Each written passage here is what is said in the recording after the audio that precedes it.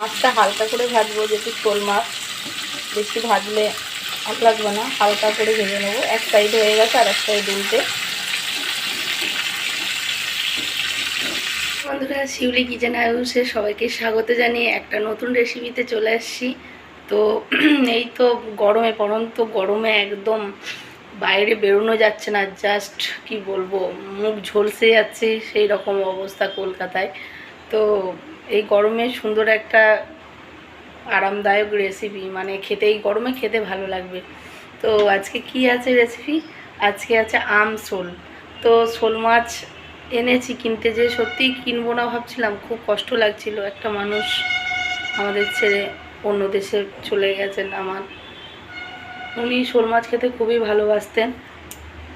তো কিনতে যেও কিনবো না ভেবেছিলাম, তারপরে আর কোনো মাছ থাকেনি, বাধ্য হয়ে কিনতে হয়েছে। খুব মনে পড়ছে ওনার কথা, এই শোল মাছ। যাই হোক, তো আজকে রেসিপি হচ্ছে শোল মাছের মানে আমশোল যেটাকে বলে, তার সঙ্গে একটু কুমড়ো দেবো, কাঁচা কুমড়ো, তো ভালো লাগবে। আমশোল কিভাবে বানানো যাক চলুন দেখুন। তো আশা করি ভালো লাগবে আপনাদের রেসিপিটা। যদি ভালো লেগে থাকে তখনই লাইক, শেয়ার, কমেন্ট করে দেবেন। চলুন, করবো না দেরি, তাড়াতাড়ি শুরু করি। ছিল 1.5 কিলো ওজনে, 1.5 কিলোর বেশি ছিল, মানে 1 কিলো 800 মতো। আমরা মানে আমি নিয়েছি, আর একজন কাকিমা ছিলেন, উনি নিয়েছেন। দুজনা মানে সমান ভাগে ভাগ করে নিয়েছি আর কি।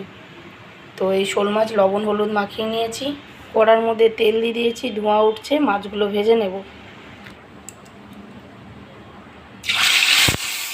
মাছটা হালকা করে ভাজবো, যেহেতু শোল মাছ বেশি ভাজলে ভালো লাগবে না, হালকা করে ভেজে নেবো। এক সাইড হয়ে গেছে, আর এক সাইড উল্টে।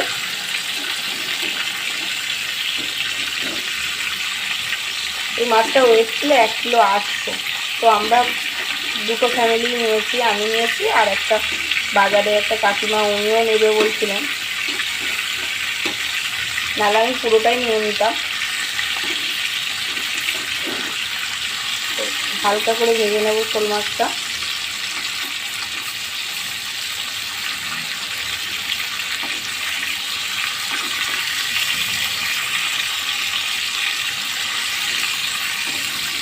তো টাটকা একদম জ্যান্ত ছিল।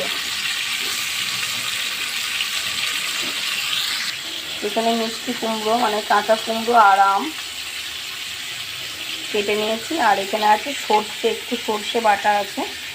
ভাজা হয়ে এসছে, বলছিলাম অল্প হালকা ভাজবো। মাছগুলো তুলে নিলাম।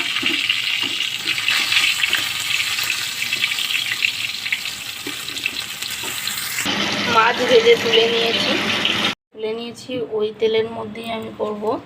তো এর মধ্যে ফোড়ন দিয়ে দেবো কালো জিরে রাঁধুনি, আর দিয়ে দেবো শুকনো লঙ্কা।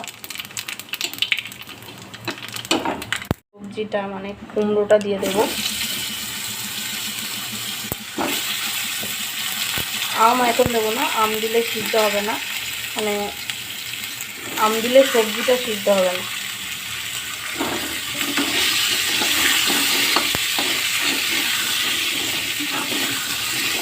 এর মধ্যে দিয়ে দেবো লবণ আর হলুদ, দিয়ে দেবো স্বাদ মতো লবণ। লবণটা নিজেদের চেক করে দেবেন। আর দেবো 1 টেবিল চামচের মতো হলুদ গুঁড়ো।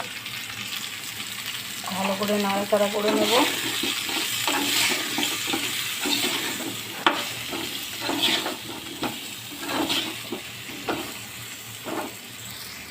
আর দিয়ে দেবো সর্ষে বাটা।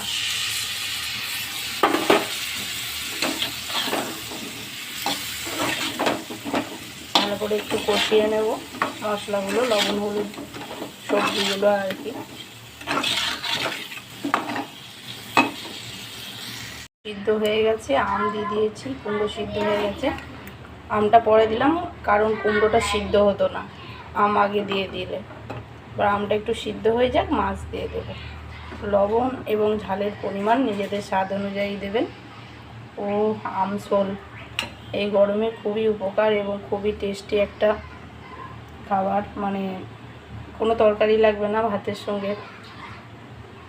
দেখুন সিদ্ধ হয়ে গেছে, গলে গেছে, আর প্রচণ্ড টক আমটা। ও কি লাগছে দেখুন। তো মাছের টক পুরো রেডি। আমচোল মাছ পুরো মানে আমচোল পুরো রেডি। একটা পাত্রের মধ্যে ঢেলে নেব।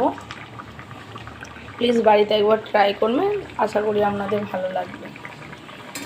আর ভালো লাগলে লাইক শেয়ার কমেন্ট করে দেবেন।